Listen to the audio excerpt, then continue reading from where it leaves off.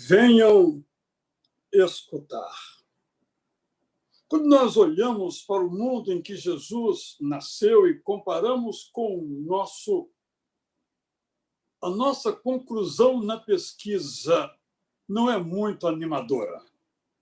Sem dúvida alguma, melhoramos em alguns quesitos. Melhoramos nas questões tecnológicas, hoje nos movimentamos em velocidade, temos remédios para muitas enfermidades. Nós temos um mundo, em alguns aspectos, melhor, mas em outros aspectos, talvez até em condições piores, nós vivemos.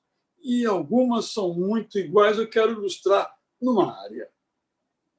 O mundo de Jesus era o mundo do medo.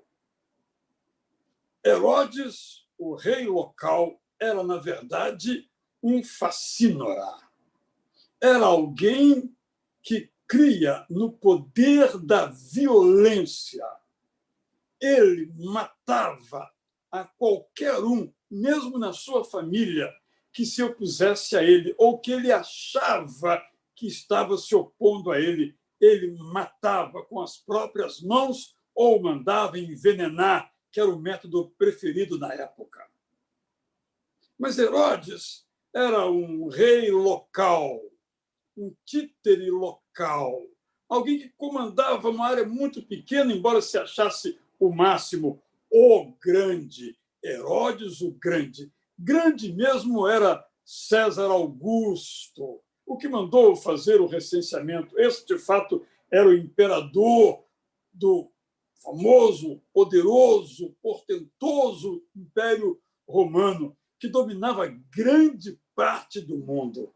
Talvez não tenha havido um império tão poderoso como o romano, talvez só o assírio, algum milênio antes. Depois, nunca mais tivemos império tão poderoso no mundo ocidental, no nosso mundo conhecido. E também o grande Augusto, César Augusto, fazia prevalecer o seu poder com base no medo. As pessoas viviam sob o medo. Viviam sob medo de doenças, um mundo de muitas doenças, muitas pragas, muita pobreza. Nisto não é, infelizmente, diferente do nosso. Um mundo de desigualdade, desigualdade econômica, desigualdade social, um mundo de preconceitos. Por isso que é notável como Deus se revela. Se vamos ao final da Bíblia, nós vemos Jesus ressuscitado, aparecendo em primeiro lugar a uma mulher. Além de ser uma mulher que tivera muitos problemas emocionais ao longo da sua vida. Uma mulher doente, e os doentes eram desprezados, eram considerados culpados por sua própria doença. Mas a primeira pessoa que vê Jesus ressurreto não foi por coincidência, foi por uma providência de Deus, como uma mensagem subliminar para dizer como Deus vê as pessoas. Mas, voltando ao Natal, nós encontramos uma outra categoria. A primeira a saber, depois de Maria, é claro, de José, evidentemente, que o Salvador do mundo tinha nascido. Eram os anjos, trabalhadores, profissionais do pastoreio de animais, classe social reputada como de péssima estirpe, porque faziam um trabalho que não era um trabalho considerado de grande valor, porque tocava em animais, tocava em porcos, tocava em sangue. Era uma profissão abominada, desprezada, desvalorizada. E os anjos, que são o exército de Deus, quando vem, não vai procurar Herodes, não vai procurar os grandes, não vai procurar os de profissão renomada, procura os pastores. Quando prosseguimos na história, nós encontramos pessoas famosas, pessoas importantes, os magos. Mas quando eles chegam, o que é que eles fazem? eles se curvam diante de Jesus. Os anjos, os pastores, nos mostram o que é realmente o Natal.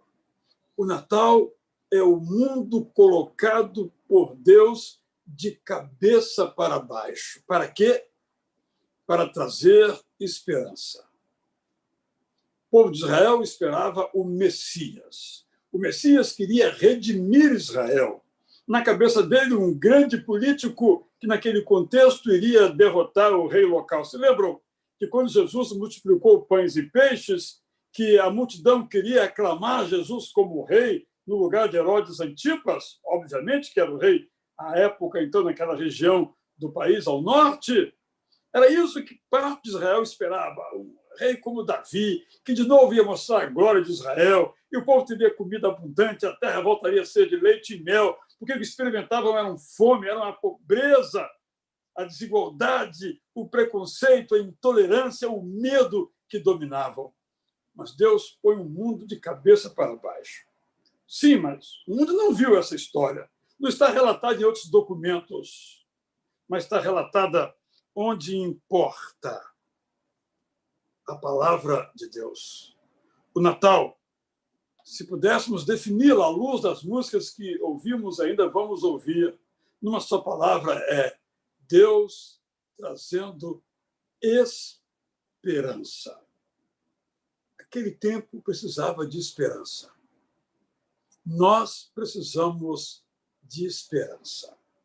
O apóstolo Paulo usa uma imagem dizendo que Deus inocula em nossa cabeça, derrama em nossa cabeça esperança.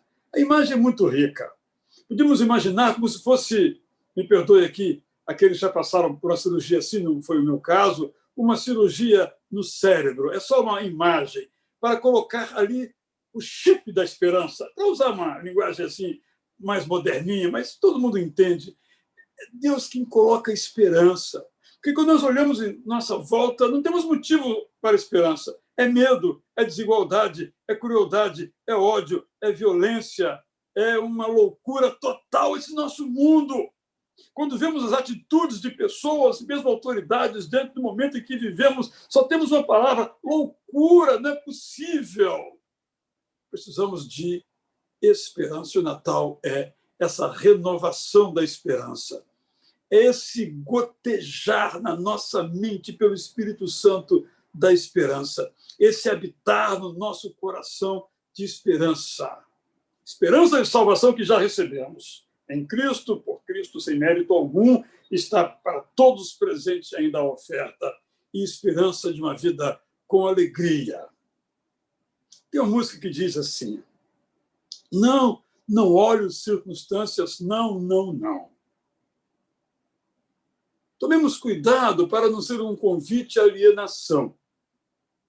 Penso que a ideia dessa música é não fazer de conta que não existem problemas, mas, embora haja problemas, os problemas não são os senhores de nossa vida. Não podemos planejar, por exemplo, no plano da igreja, no plano da família, no plano da empresa, não podemos planejar. Mas Deus continua sendo o nosso Deus. Ele faz, então, pelos diferentes meios dele, um culto, por exemplo, a leitura da sua palavra, uma oração, um hino que nós cantamos, que essa esperança de novo encontre abrigo no nosso coração.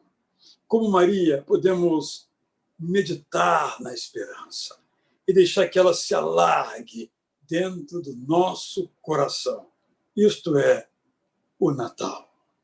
Por isso, aquele instante em que Jesus nasceu, um autor francês chamou de instante abençoado, porque a partir daquele momento, o homem-Deus, Jesus, passou a habitar entre nós, para nos livrar da culpa do pecado e nos mostrar o caminho dos céus, para garantir certeza de vitória e alegria a quem está triste. Portanto, cantemos glória. Nasceu o Salvador.